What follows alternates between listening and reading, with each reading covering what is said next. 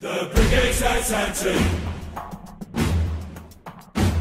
The Brigade's at Anton.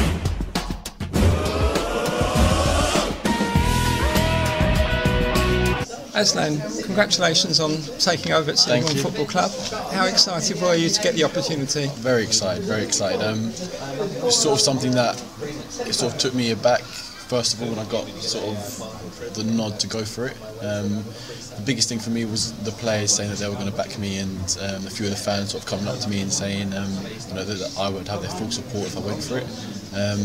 So that was the sort of biggest turning point, and after that it's just been sort of a whirlwind, I suppose, for the first week, and then with the games being called off, it's been a bit of a settling in period, but we're okay, we're good, we're there.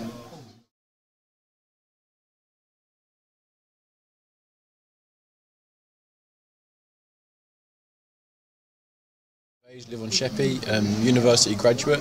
I've always wanted to be a football manager, always wanted to be a football coach. It's something that I've always sort of aimed towards in everything, even from my GCSEs. The subjects I would pick in were sort of tailored towards being a football manager.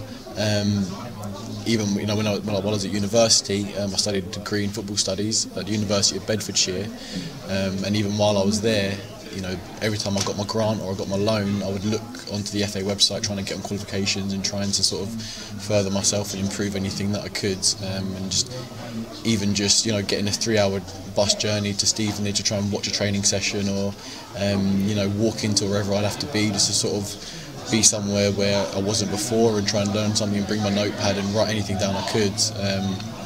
So while I was at university, I was just literally doing my best to improve myself. As of now, last season I was at Sheppey United. I was running their reserves team. Sort of was involved with the first team bit part. Was in their sort of coaching team in their cup final against Tonbridge, I believe it was.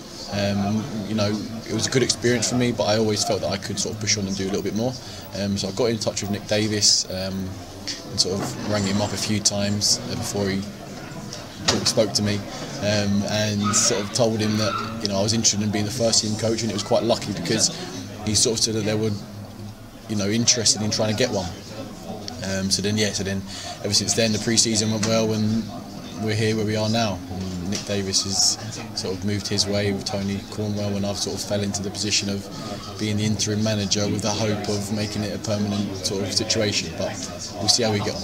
In your background, did you never want to be a footballer yourself? Was it always coaching that you wanted to do?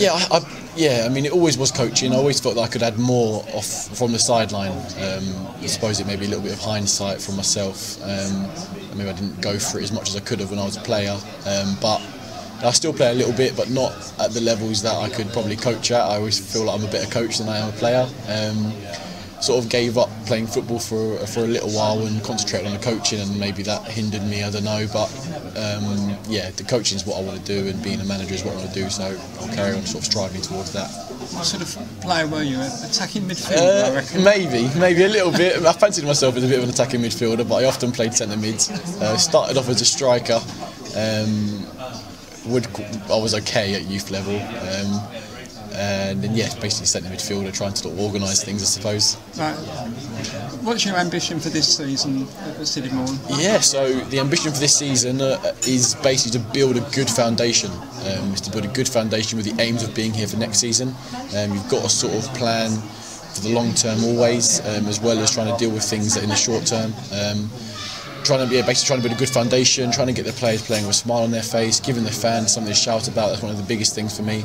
The fans who have been here from the start of the season, from before I was here, I want to try and give them the appreciation that they deserve, and give them sort of something to come to the ground and come to the away games, which they do, with something to look forward to.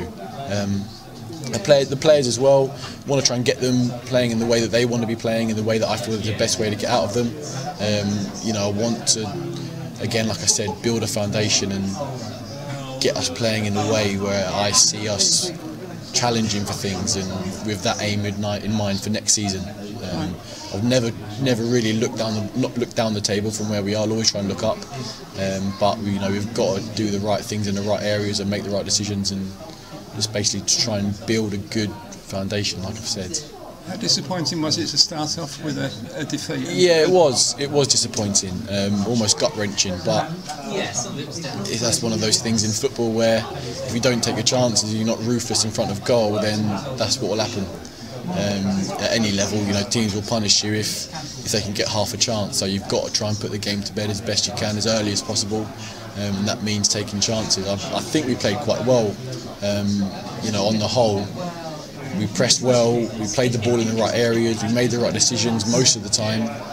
Defenders were, you know, the transitions were good between attack versus defence and defence versus attack. But you know, like I've said, if you don't take your chances, then the game can go either way. But, yeah, very disappointing. You started off with two young central defenders, didn't you? Is it your aim to have a younger side, or? Yes and no. I would like to bring players in who are hungry and who are ambitious and want to move forwards. The same with every team. You want to be able to, you know, look over your shoulder and, you know, be happy with the players that are next to you. But at the same time, I do want that experience. I do want the players who, you know, have played at this level, have played at a higher level, and you know, will bring that calm heads and will bring, you know, that's the experience that a young player wouldn't have. But also, you know, you want that tenacity and the energy that a young player might bring to the team as well. So it's got to be a good mixture. But at the moment, the players that I've brought in, the players that I've had good words from their managers and things like that, are the players who are young and the players who have just integrated themselves really, really quickly. So it's an enormous task you've taken on, and you haven't got a number two, have you, to bounce ideas off? Is that something you're going to work towards? 100%, yeah. So I've already spoken to 4 or 5 people, but being the timing in the season, they don't want to leave the club that they're at, which is completely understandable. So I've got three people who are definites for next season if, you know, things work out. Yeah. But as of right now, I am looking to sort of bring somebody in. I've spoken to a few people. I've got a few yeses, a few maybes, and a few sort of call me backs. So that is something that I'm looking to sort of fix quite quickly. Yeah. Looking ahead, Sittingbourne has certainly had previous managers who have gone on to manage at a high level. Richard Brady, and before that Steve Lovell, who managed here twice and took the club, got promotion, and now is, you know, doing a great job down the road at Gillingham. Would that be your ambition one day, to go as high as you can in football? Yeah, I mean, to speak candidly, it would be. I wouldn't want to sort of say that's where I'll end up or anything like that, but that is the aim. That is what, you know, my career is. That's where I want my career to go, and that is what I aim for. That is sort of to try and go as high as I can and see where I end up.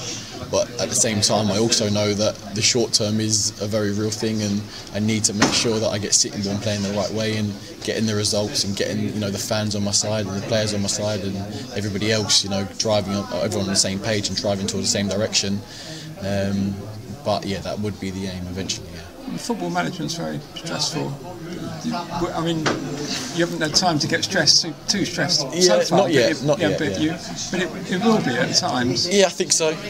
But I think if you have a good team with you, and I think if you have the players on your side, it makes it a lot easier. I think if you include the fans as best you can and sort of, you know, speak to them as much as possible and, you know, give them what they want as well, it makes life a lot easier. Yeah. When the results don't go your way, you need to make sure you've got that good sort of, again, foundation with you. But yeah, I mean, in terms of the stress, it's okay. Someone's got to do it. Yeah. And I've always sort of felt that I'm capable of doing it. So yeah, that's something that I'm okay with. Good. Well, good luck to you. Thank you. Good luck. Okay. Thank you.